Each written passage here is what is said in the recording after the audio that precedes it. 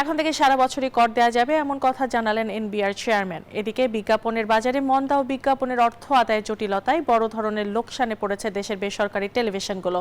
এমন পরিস্থিতিতে অস্তিত্ব রক্ষায় আসন্ন বাজেটে বিশেষ সুবিধা চেয়েছে টেলিভিশন মালিকদের সংগঠন অ্যাটকো। মঙ্গলবার এনবিআর এর সাথে প্রাক বাজেট আলোচনায় বিজ্ঞাপন অনলাইন আয়ের উপর থেকে উৎস কর এবং সম্প্রচার যন্ত্রপাতি আমদানিতে শুল্ক প্রত্যাহারের দাবি জানিয়েছে সংগঠনটি।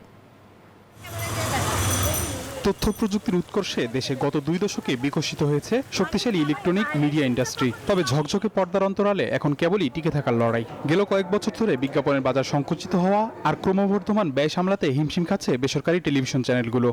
মঙ্গলবার আসন্ন বাজেট নিয়ে জাতীয় রাজস্ব বোর্ডের সাথে আলোচনায় এমন দুর্দশার চিত্র তুলে ধরেন টেলিভিশন মালিকরা। তাদের দাবি, বর্তমানে অধিকাংশ চ্যানেল লোকসান গুনছে।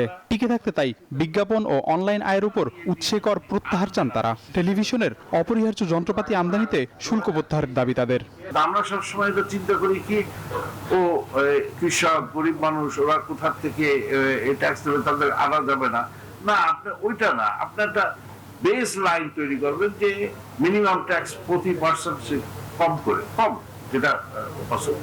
এ সময় সংবাদপত্রের কাঁচামাল, নিউজ প্রিন্ট কাগজের উপর 15% ভ্যাট ও বিজ্ঞাপনের উৎসে কর প্রত্যাহার সহ বিভিন্ন দাবি তুলে ধরেন পত্রিকা মালিকদের সংগঠন নোয়াব। 2026-2027 সালের বাজেটে নিউজ প্রিন্ট আমদানির উপর আরোপিত 15% ভ্যাট সম্পূর্ণভাবে অব্যাহতি প্রদান করা একটি অত্যন্ত যৌক্তিক, সময় উপযোগী ও নীতিগতভাবে সমর্থনযোগ্য পদক্ষেপ হবে। গণমাধ্যমের এসব সংকট সমাধানের আশ্বাস দিয়েছেন এনবিআর চেয়ারম্যান। তিনি বলেন, রাষ্ট্রের কল্যাণে নানামুখী উদ্যোগের কারণে রাজস্ব আহরণ বাড়াতে জোর দিচ্ছে এনবিআর।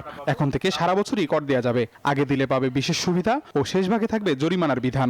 কর্পোরেট ট্যাক্সের ক্ষেত্রে একটা কমিটমেন্ট দিতে পারি যে রেট আর বাড়বে না।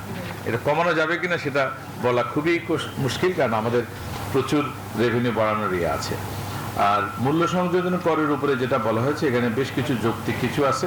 এখানে আমি কিছু একটা করব আপনাদের ফরে, এটা আপনারা নিশ্চিত থাকেন। নীতি সহায়তা ছাড়া এই লড়াইয়ে টিকে থাকা কঠিন বলে মনে করেন সংশ্লিষ্টরা।